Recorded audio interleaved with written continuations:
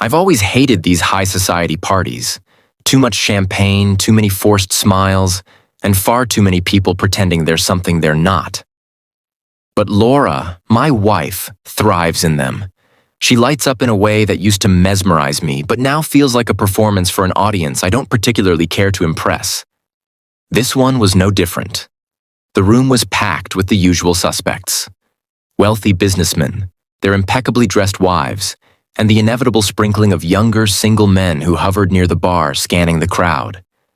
Laura was in her element, flitting from group to group with a glass of champagne in hand and a laugh that carried across the room. I stayed in the corner, sipping whiskey and nodding politely at conversations I wasn't interested in. That's when I saw him. Julian. Tall, sharp-dressed, and radiating the kind of cocky arrogance that only comes from having more money than sense. He was standing near the buffet table, his eyes locked on Laura as if she were the main course. I didn't like him the moment I laid eyes on him, and it wasn't just because of the way he looked at her. No, it was the way he carried himself, like he was entitled to anything or anyone he wanted. At first, I tried to shake it off. I told myself it was nothing, just a harmless look. But as the night wore on, his gaze never left her. Laura, of course, noticed. How could she not? She's beautiful, and she knows it. It's one of the things that drew me to her when we first met. But tonight, there was something different in the way she responded to the attention. She played into it.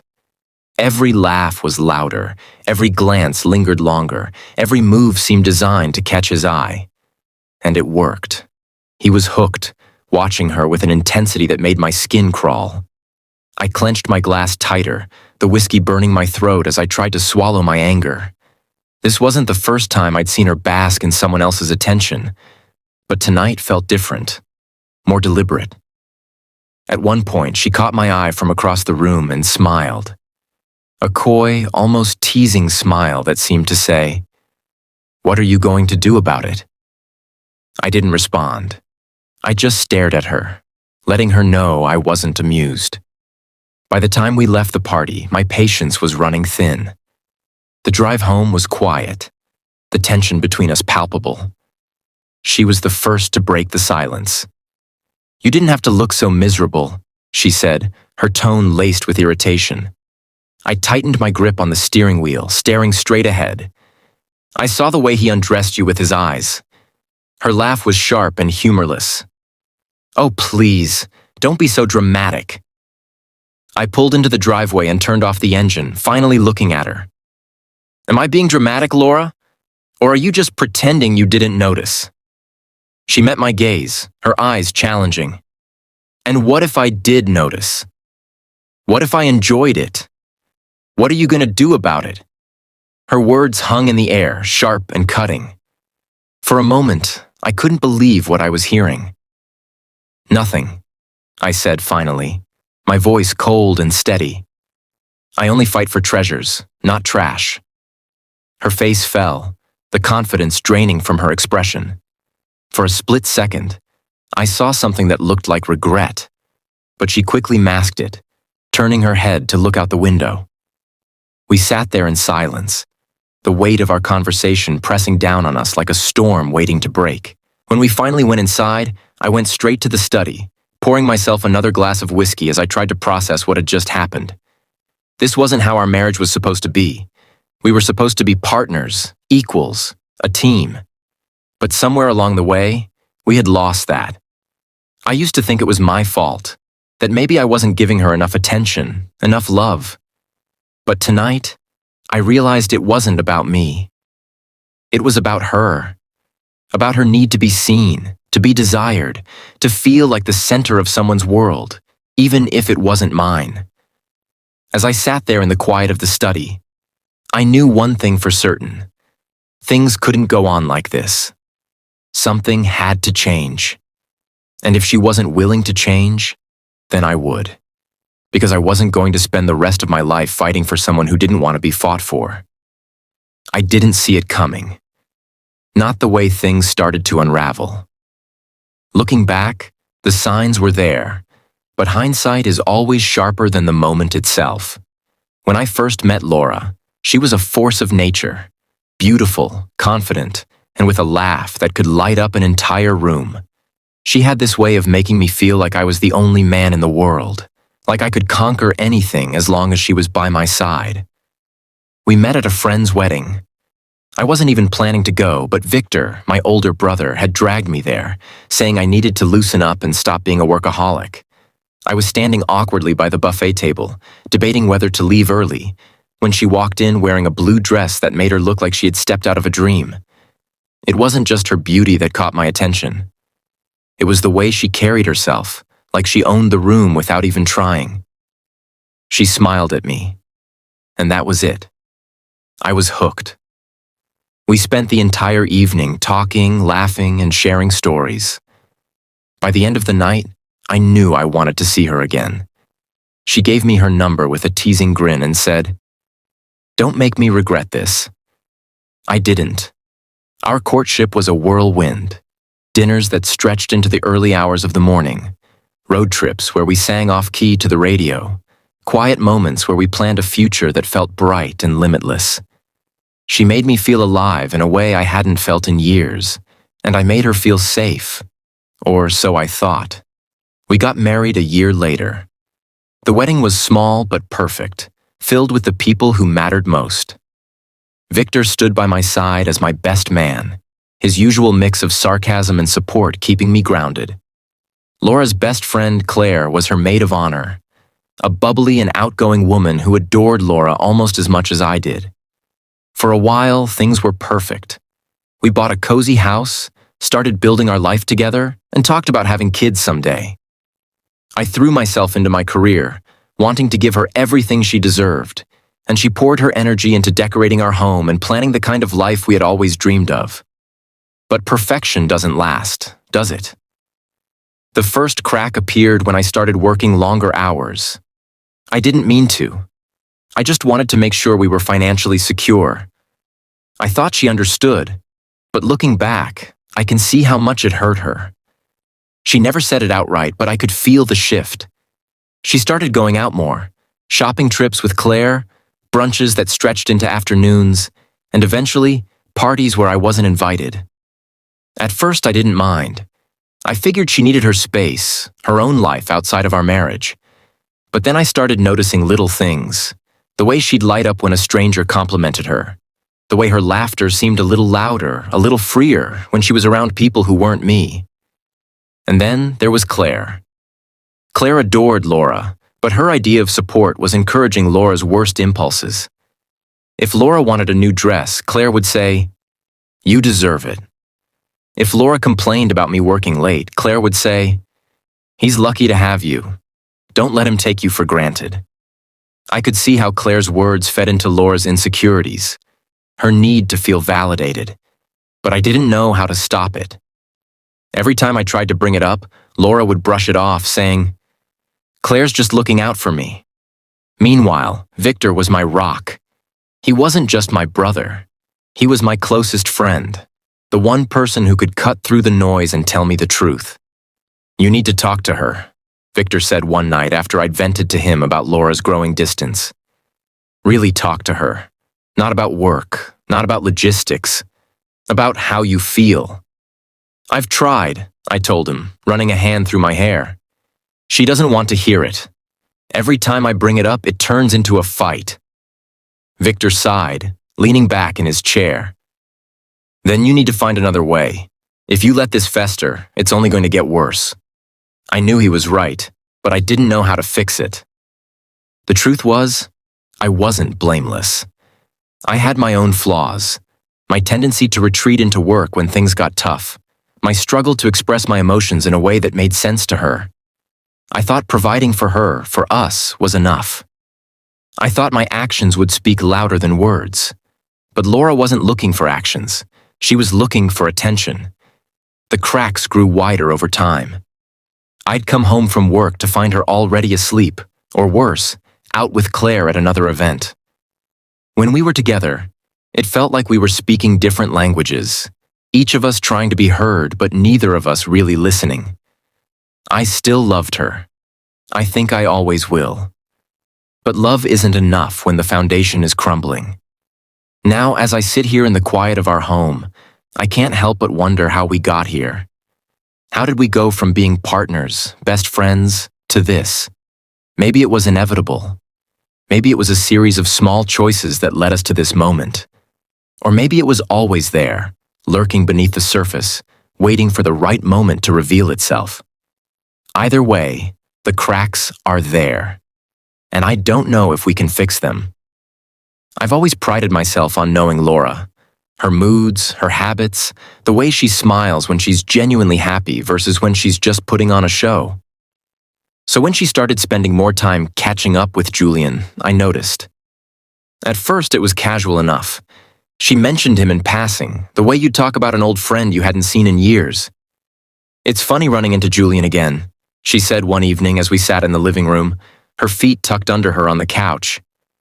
"He's doing really well for himself. Still the same old Julian, though. Charming and full of stories."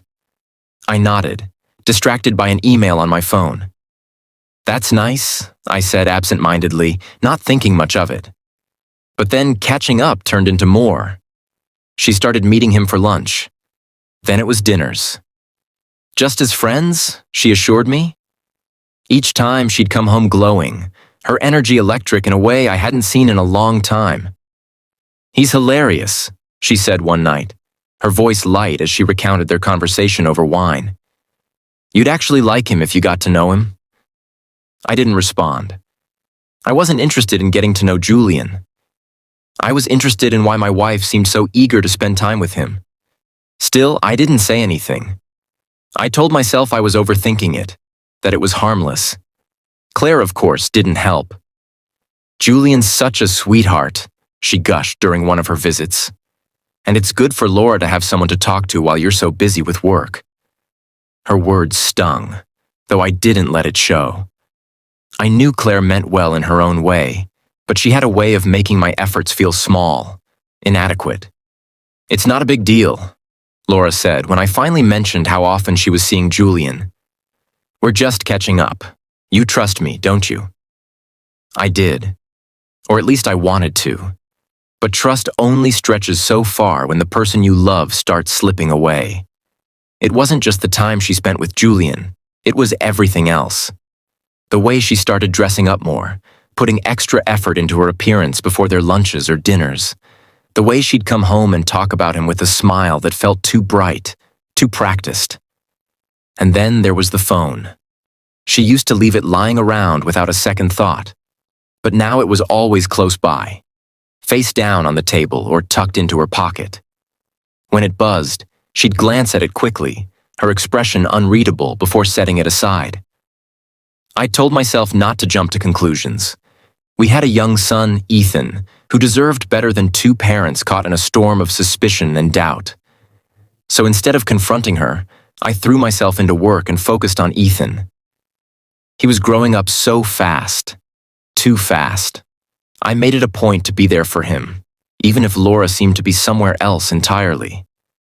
We built forts in the living room, baked cookies that always ended up slightly burnt, and read the same bedtime story over and over until we both knew it by heart.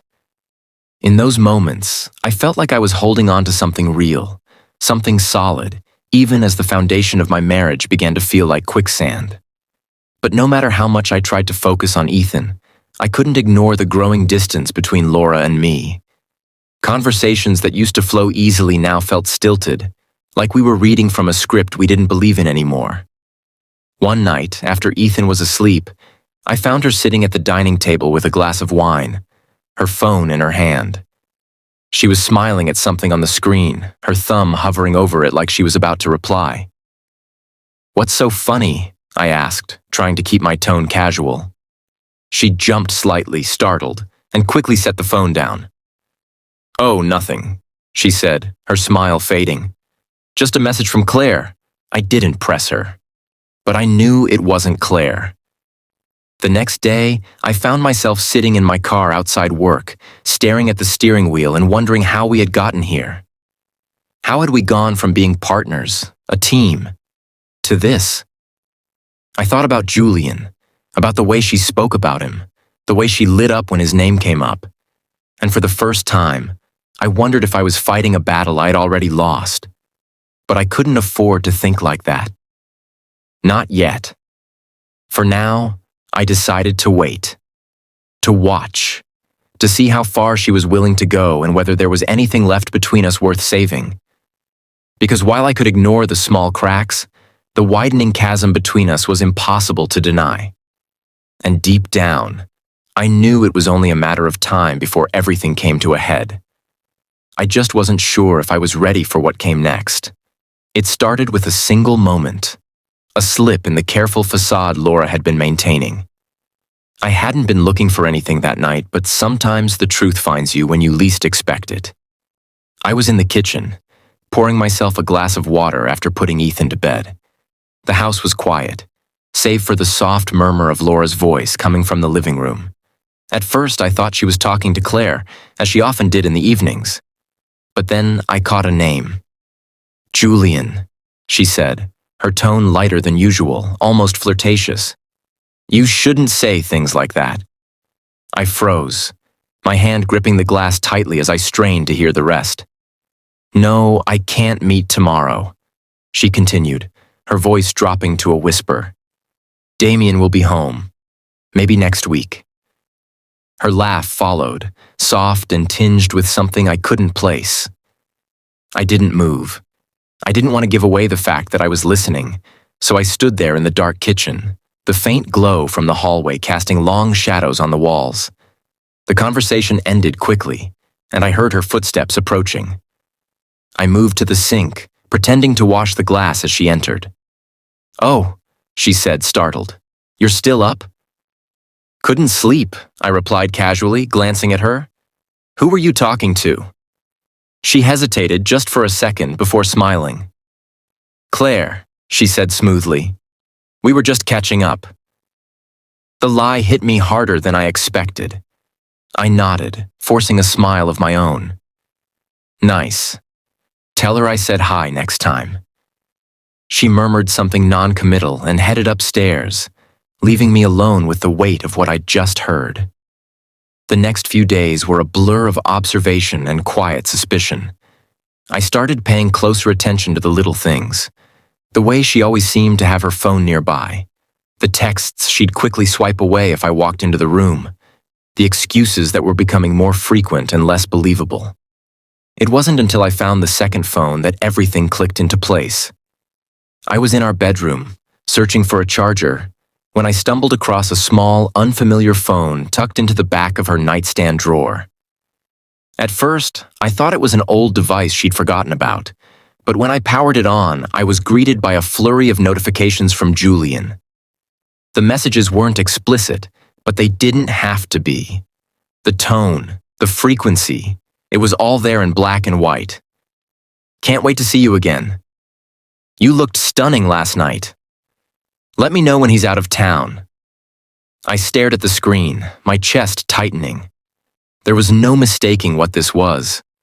Instead of confronting her immediately, I took a deep breath and powered the phone off, placing it back exactly where I found it. I needed to be smart about this. Emotional reactions wouldn't get me anywhere. I called Victor the next day, asking him to meet me after work. He was my rock in moments like these.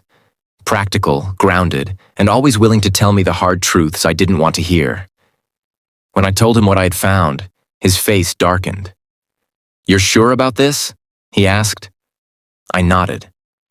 I overheard her talking to him, found the messages. There's no doubt in my mind. Victor leaned back in his chair, crossing his arms. So what's your plan? I don't know yet, I admitted. But I'm not confronting her. Not until I have everything. He nodded thoughtfully. Smart. If she denies it, you need evidence, something she can't twist or explain away.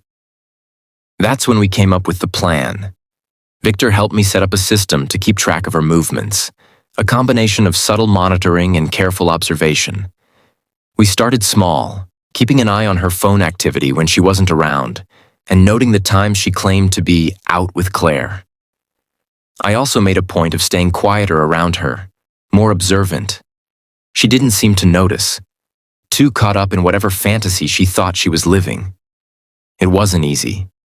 Every text I saw, every subtle lie she told, felt like another dagger to the chest. But I reminded myself that this wasn't just about me.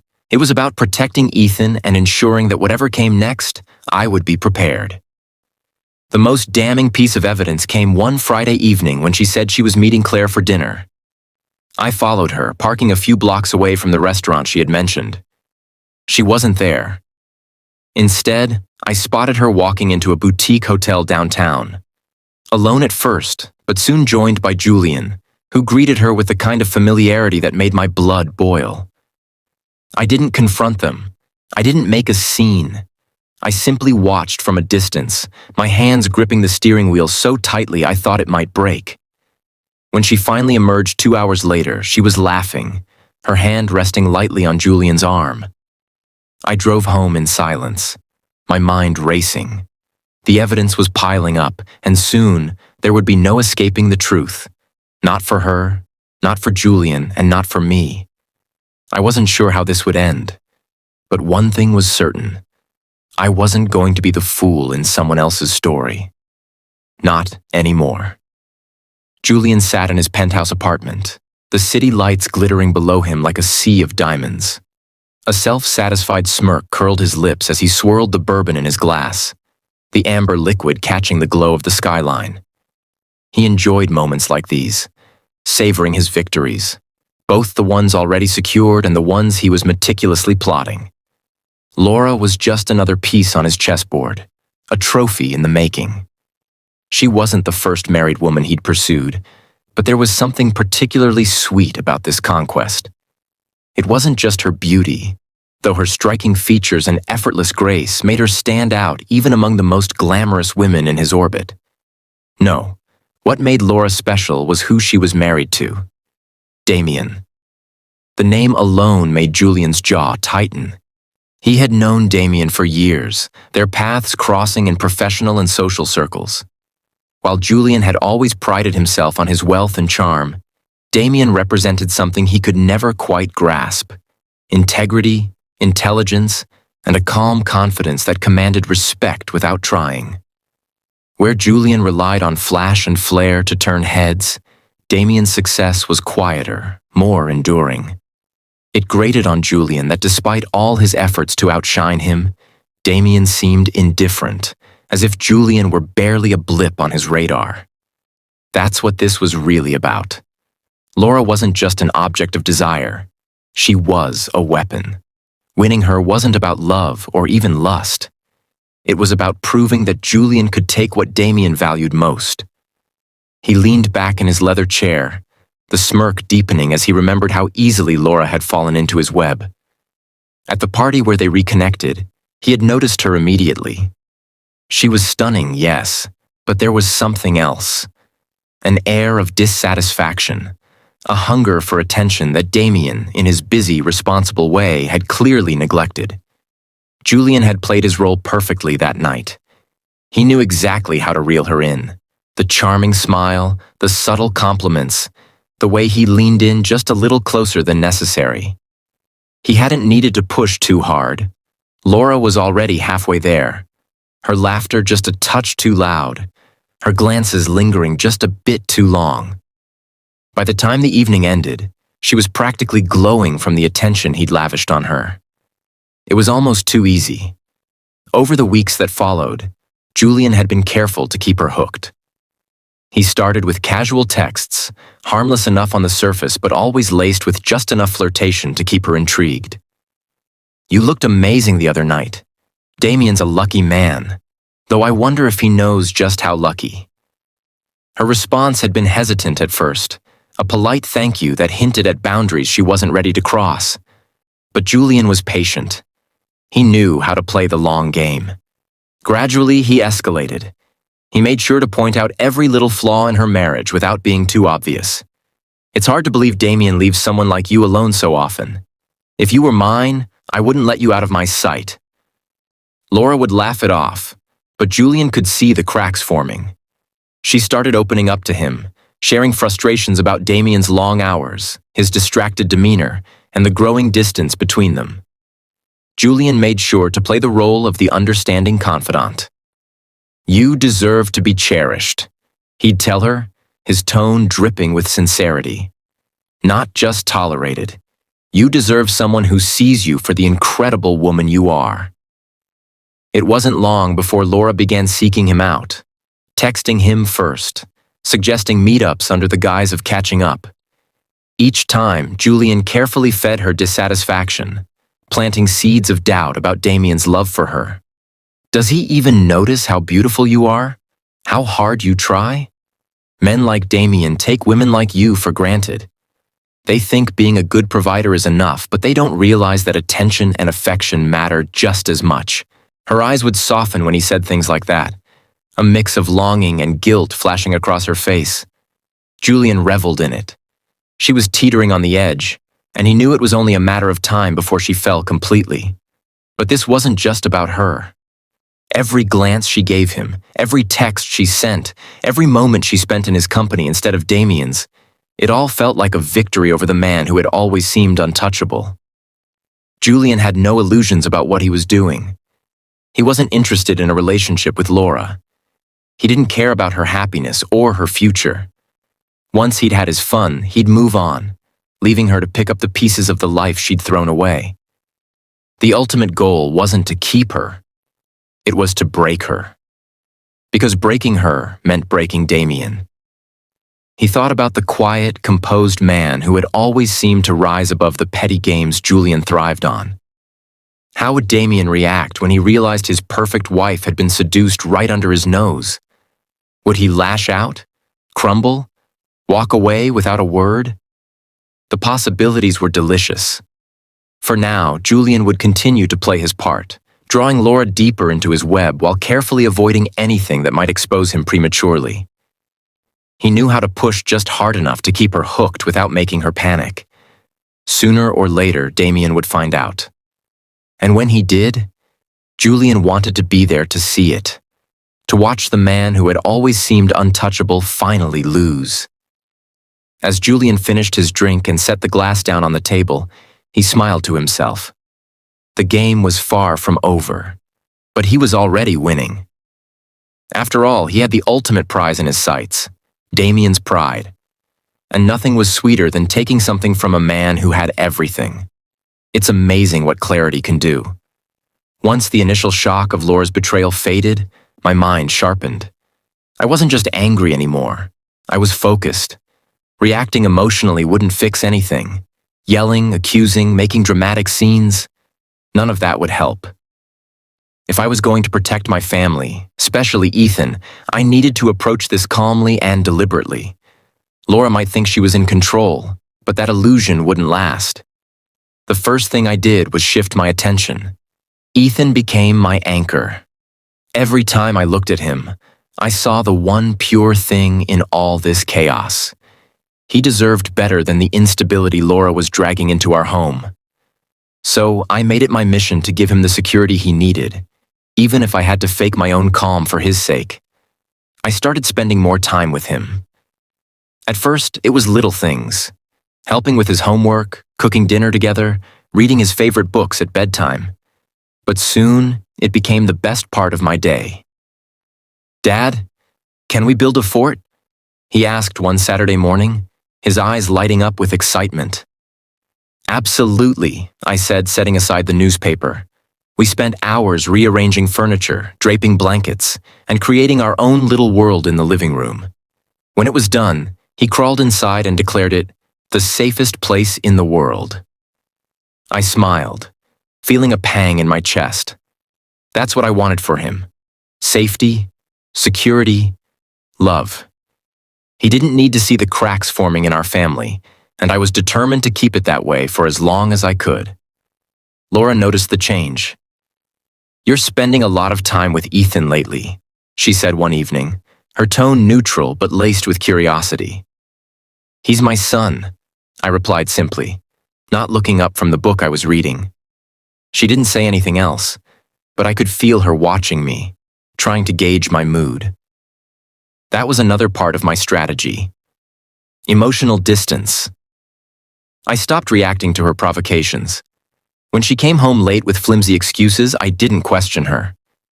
When she made snide comments about my work habits or how boring I'd become, I let them slide off me like water. At first, she seemed relieved, as if my lack of reaction gave her the green light to continue whatever she was doing. But over time, my silence started to frustrate her. "Do you even care anymore?" She snapped one night after I calmly declined her invitation to join her at another one of Claire's gatherings. I looked at her, my expression unreadable. I care about Ethan. I care about keeping this house stable. Beyond that, I don't see the point in arguing about things that don't matter. She opened her mouth to respond, but no words came out. For a moment, she looked almost vulnerable, as if she was realizing the distance between us for the first time. I didn't let it get to me. Vulnerability was another tactic she used, whether she was aware of it or not, a way to pull me back in when I started to drift too far. But this time, I wasn't playing her game. Instead, I focused on quietly gathering information. I knew enough to suspect the worst, but suspicion wasn't enough. I needed proof, not just for my peace of mind, but to protect myself and Ethan when the time came to confront her. I started paying attention to the details, the times she left the house, the excuses she gave, the way her behavior shifted after certain phone calls or texts. I noticed patterns I hadn't seen before, subtle clues that painted a clearer picture of what was going on. Victor was a huge help during this time. I didn't tell him everything, but I gave him enough to understand the gravity of the situation. "Keep your head," he advised during one of our late-night conversations. "Don't let her bait you. The moment you lose control, you lose leverage." He was right. I couldn't afford to let my emotions get the better of me. Laura, meanwhile, seemed to sense that something was off, though she couldn't quite put her finger on it. She started acting more erratic. One moment sweet and affectionate, the next cold and distant. It was as if she was testing me, trying to see if I would crack. But I didn't. One evening, as we sat across from each other at the dinner table, Ethan happily chatting about his day, Laura suddenly turned to me. "You're awfully quiet these days," she said, her tone light but probing. I shrugged. "Not much to say." She narrowed her eyes, studying me. "It feels like you're pulling away." I met her gaze, my expression calm. "Maybe I'm just giving you space." The words hung in the air, heavy with unspoken meaning. She didn't respond, instead turning her attention back to her plate. I wasn't sure how long I could keep this up. The emotional toll was heavier than I expected, and every day felt like a balancing act between maintaining the illusion of normalcy and preparing for the storm I knew was coming. But for now, the strategy was working. Ethan was happy. The house was calm. And Laura was starting to realize that the control she thought she had wasn't as solid as she believed. The cracks in our marriage were widening, but for the first time, I felt like I was the one holding the hammer. The night of the party arrived, and I knew it was time to put my plan into motion. This wasn't about revenge. Not entirely. It was about setting the record straight, about showing Laura and Julian that their games wouldn't go unnoticed, much less unchallenged. Laura had been excited about this event for weeks. She'd spent hours picking out the perfect dress, talking about the guest list, and mentioning, far too casually, that Julian would also be attending. "You'll come, won't you?" she asked that morning, her tone more of a challenge than a request. "Of course," I replied evenly. I wouldn't miss it. Her eyes flicked to mine, searching for some hidden meaning in my words, but I gave her nothing. That evening, as we got ready, she was a vision in a crimson gown that hugged her figure in all the right places. She twirled in front of the mirror, catching my eye. "What do you think?" "You look stunning," I said, and I meant it. Her smile faltered, as if she'd expected me to say more, to react differently. But I simply adjusted my tie and grabbed my jacket. "Shall we?" The venue was as grand as expected. Chandeliers sparkling overhead, waiters weaving through the crowd with trays of champagne, and an orchestra playing softly in the background. Laura immediately slipped into her element, greeting people with her dazzling smile and effortlessly charming demeanor. I stayed close, but not too close. I wanted to see how she behaved when she thought I wasn't watching. It didn't take long for Julian to appear, cutting through the crowd with his usual air of entitlement. His eyes lit up when he saw her, and I watched as he approached her with the confidence of a man who believed he'd already won. "Laura," he said, his voice smooth. "You look breathtaking tonight." She laughed, the sound light and airy, as if his words were a harmless compliment. But I saw the way her shoulders relaxed, the way her gaze lingered on him a moment too long. I stayed back, watching as they fell into an easy rhythm of conversation.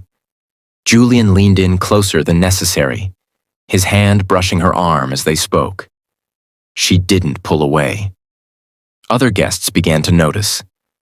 Whispers rippled through the crowd, subtle glances exchanged as people tried to piece together what was happening. Perfect. I waited for the right moment, letting the tension build. When Julian placed his hand on the small of her back and guided her toward the balcony, I decided it was time to act. I followed them at a leisurely pace, pausing just inside the doorway to the balcony. They were standing close, their heads bent together in what appeared to be an intimate conversation. "Julian," I said, my voice cutting through the quiet hum of the evening. He stiffened, his smile faltering as he turned to face me. "Damien," he said, recovering quickly. "I didn't see you there." "I'm sure you didn't," I replied, stepping onto the balcony. Laura's eyes widened, and for a moment she looked genuinely nervous. "Damien, we were just talking," I finished for her. "Yes, I can see that." Julian straightened, his cocky demeanor returning. Laura and I were reminiscing about old times. Nothing inappropriate, of course. The words were carefully chosen, but his tone dripped with condescension, as if he believed he had the upper hand. I smiled, though there was no warmth in it. "Of course. Why would it be inappropriate? You're just an old friend, after all." He blinked, clearly taken aback by my calm response. He had expected anger, jealousy, maybe even a scene. But I had no intention of giving him what he wanted. "Julian," I said, stepping closer, "you've always been good at inserting yourself where you don't belong. It's almost impressive." His jaw tightened, but he forced a laugh. "I'm not sure what you mean." "Oh, I think you do," I replied, my voice low but firm. "But let me be clear, whatever game you think you're playing, it ends now." Laura shifted uncomfortably, her gaze darting between us. "Damien, there's no need for this." I held up a hand, cutting her off. "No need for what, Laura?" "To address the obvious?" The weight of my words hung in the air, and for the first time, Julian looked uncertain. "Here's the thing, Julian," I continued. "I don't have time for petty games or insecure men trying to prove something. You want to undermine me? Fine. But doing it through my wife? That's pathetic." Julian's mask slipped for a moment, his expression darkening. "You think you can just dismiss me?" he asked, his voice tight. I smiled again, this time with genuine amusement. "Dismiss you, Julian? You dismissed yourself the moment you thought I wouldn't notice." The silence that followed was deafening. Even Laura, who had always been quick with a response, seemed at a loss for words. I turned to her then, my gaze steady. "Enjoy the party," I said simply before walking away. As I re-entered the main hall, I felt the weight of dozens of eyes on me. The whispers had grown louder, the tension in the room palpable. I didn't care. Julian and Laura could stew in their own discomfort for the rest of the night. I had said my piece, and the ball was now firmly in their court. What they did next didn't matter. I had already won. Because in that moment, I realized something important. I didn't need to fight for Laura's loyalty or Julian's respect. I didn't need to prove anything to anyone. All I needed was to hold my head high and move forward, knowing that no matter what came next, I was in control. I didn't see it happen firsthand, but the change in Laura was undeniable. At first, I thought it might be another one of her acts, a tactic to regain control or manipulate the narrative in her favor. But as the days passed, her demeanor shifted in a way that felt raw, unpolished, and almost regretful. It began after the party. She avoided me for a while, retreating into herself like someone who had been forced to look in a mirror and didn't like what she saw. I let her stew, content to focus on Ethan and my work, knowing that whatever storm she was facing internally, she would have to face it alone. I noticed small things. She spent less time on her phone, no longer obsessively checking it for Julian's messages. Her laughter, once loud and performative, was rare and hollow now. Even her conversations with Claire, which used to dominate the house, grew shorter and less frequent. Then one evening she came to me, her expression hesitant. "I'm going out," she said, her voice softer than usual. I looked up from the book I was reading. "With Claire?" She nodded, avoiding my gaze. "We need to talk." I didn't respond, simply watching her as she grabbed her coat and left. Claire was waiting for her at their favorite cafe, the one they always used for their long, gossipy lunches. But tonight was different. Claire looked uncomfortable, her usual confidence replaced by a nervous energy. "Thanks for meeting me," Laura said, sitting down across from her. Claire nodded, fiddling with her coffee cup. "Of course. You sounded upset." Laura sighed, running a hand through her hair. "I don't even know where to start." Claire hesitated, then leaned forward slightly. "Is this about Damien? Or Julian?" The mention of Julian's name made Laura flinch. "Both," she admitted. "Everything." For a moment, neither of them spoke. Then Claire took a deep breath. "I think I owe you an apology." Laura looked up, startled. "What?" "I've been a terrible friend," Claire said, her voice trembling. "I encouraged you to chase something that wasn't real. I thought I was helping you feel better, but I see now that I was just feeding your insecurities." Laura stared at her, the weight of her words sinking in. "I saw the way Damien looked at you at that party," Claire continued. "He wasn't angry, he was disappointed, hurt, and I realized that I've been wrong about him. He's a good man, Laura, better than I ever gave him credit for." Tears welled in Laura's eyes. She had been trying so hard to justify her actions, to convince herself that she deserved the attention Julian gave her. But hearing Claire say it, that Damien had been hurt, not angry, shattered the fragile wall she'd built around herself. "It's not just you," Laura said quietly. "I've been selfish. I've taken Damien for granted. He worked so hard for us, for Ethan, and all I've done is complain that it wasn't enough." Claire reached across the table, squeezing her hand. "You can fix this, Laura, but you have to be honest with him. And with yourself." When she came home that night, her face was a mix of exhaustion and determination. I didn't ask where she'd been, or what she'd talked about. I just watched as she slipped off her coat and sat down across from me at the dining table.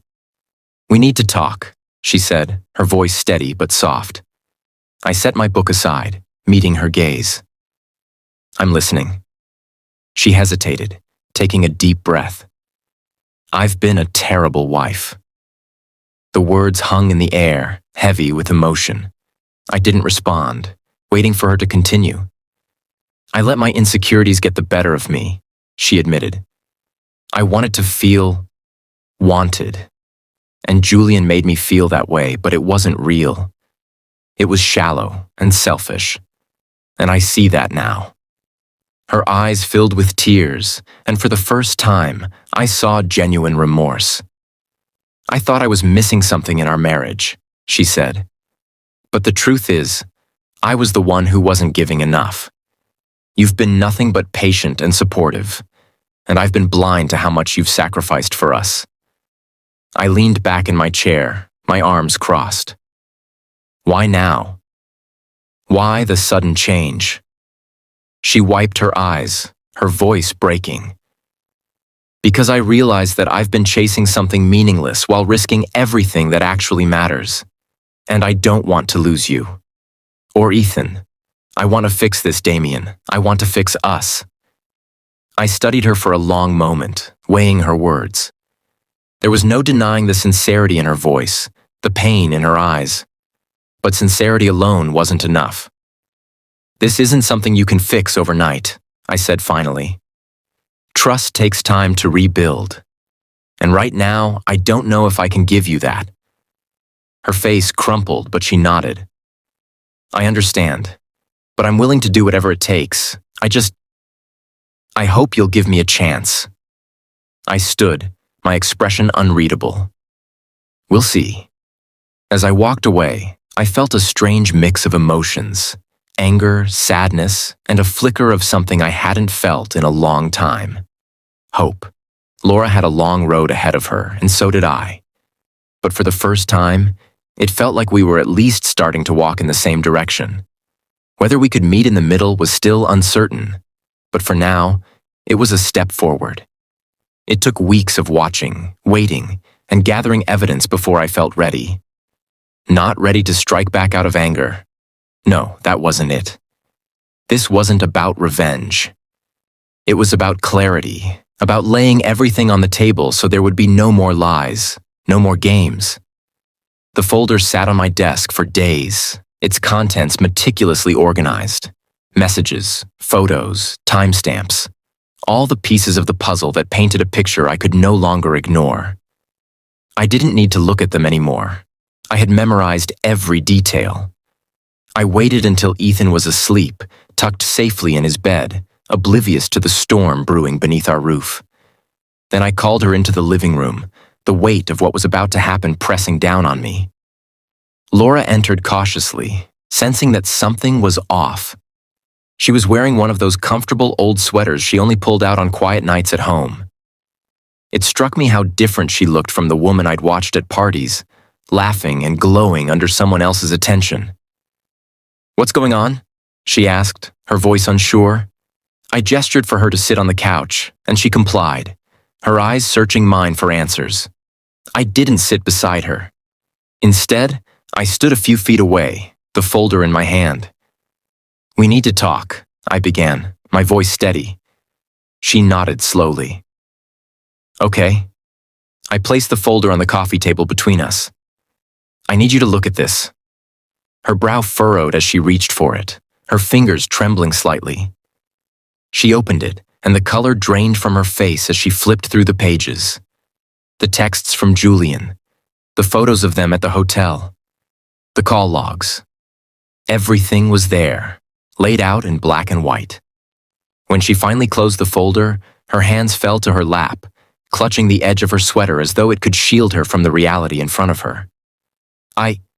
She began, but her voice broke. She swallowed hard and tried again. "I can explain."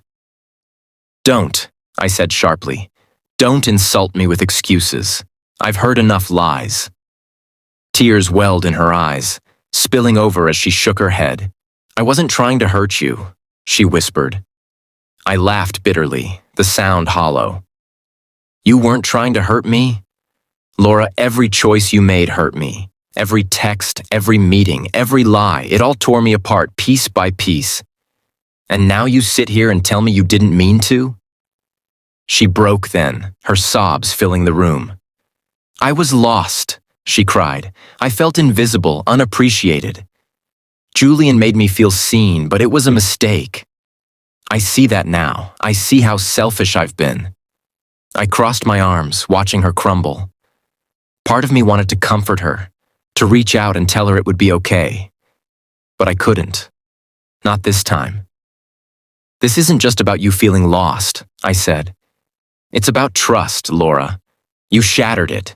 You shattered us. And now I'm left trying to figure out how to protect Ethan from the fallout of your decisions."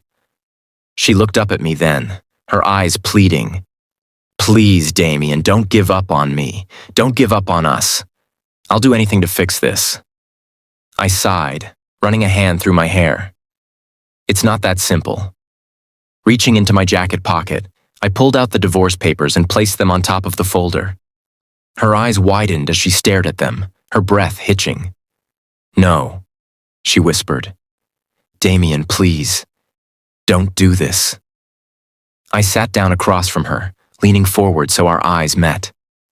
"I didn't come to this decision lightly," I said. "But I can't keep living like this, pretending everything is fine when it's not.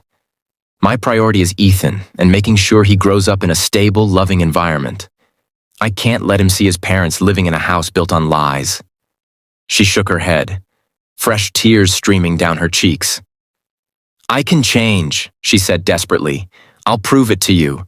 I'll go to therapy. I'll cut off all contact with Julian, whatever it takes. Just don't end this, please." I studied her, trying to find the truth in her words. There was sincerity there, I could see that. But sincerity alone wasn't enough. "This is your decision now," I said finally. "You can sign those papers and walk away, or you can stay and fight to rebuild what's left. But if you choose to stay, understand this. It won't be easy. Trust doesn't come back overnight, and I won't let you off the hook for what you've done." Her lip trembled as she stared at the papers. "I don't want to walk away," she said softly. "I don't want to lose you, Damien. I don't want to lose our family." I leaned back, exhaustion washing over me. "Then show me," I said. "Not with words, but with actions. Prove to me that you're willing to put in the work. Because if you can't, if you even think about betraying me again, I won't give you another chance. Do you understand?" She nodded, her hands trembling as she reached for the papers. But instead of signing them, she pushed them away, her tear-filled eyes meeting mine. "I'll prove it," she said, her voice steady despite the tears. "I'll fight for us." I didn't respond, standing and walking toward the stairs. "We'll see," I said over my shoulder.